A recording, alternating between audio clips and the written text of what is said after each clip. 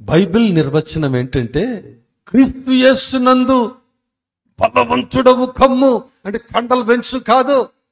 అక్కడ కింద ఎగ్జాంపుల్ ఇచ్చాడు, సైనికుని వలె. హల్లెలూయా, సైనికుని వలె.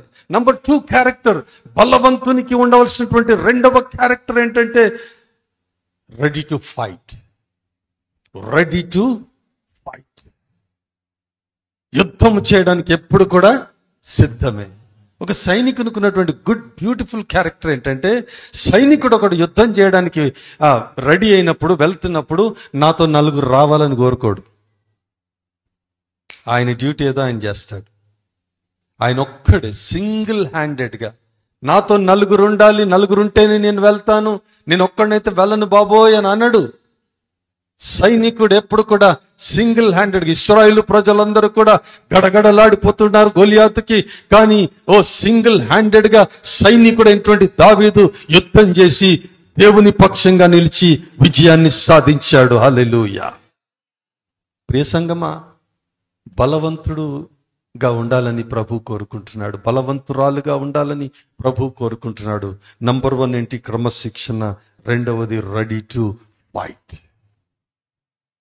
Ready to fight. మనం ఏదన్నా కానీ కొన్ని పనులేమో మన పనులైతే అర్జెంటుగా చేసేస్తాం, మన పనులైతే అర్జెంటుగా. దేవుడి పనులైతే వాయిదా, మన పనులు ముందు అతికేటు. ఫస్ట్ లెట్ మీ గో అంటాడు. నువ్వు రారా బాబు నన్ను వెంబడించని యేసుక్రీస్తు ప్రభు, రా రా రా నన్ను వెంబడించనంటే అంటాడు, first let me go bury my dad. ముందు నేను, తర్వాత మా నాన్న, ఆ తర్వాత ఇంకెవరైనా. నువ్వు మీ నాన్న మీ కుటుంబం అంత చుట్టబెట్టు వచ్చేసరికి ఆయన అక్కడ ఉండడు. ప్రభు పరలోకానికి ఆరోహణమై వెళ్ళిపోతాడు. అయ్యో ప్రభు వెళ్ళిపోతే అన్నప్పుడు బొత్తుకుంటే కుదరదు. చాలా ఆవేశంతో వచ్చినటువంటి వారిని ప్రభు సెలవిచ్చినటువంటి మాటలు విని వారు ముందు నేను అన్నారు. First let me go bid farewell to my family. మా కుటుంబానికి బాయ్ చెప్పి వస్తాను. ఏమండి, ఏదైనా స్కూటర్ మీద వెళ్ళి, కార్లో వెళ్ళి బాయ్ నేను ప్రభు వెనక్కి వెళ్ళిపోతున్నానని చెప్పడానికి ఆ రోజులు అట్లా లేవు కదా. ఈరోజు ప్రభు మనతో మాట్లాడుతున్నాడు, ready to fight, ready to fight.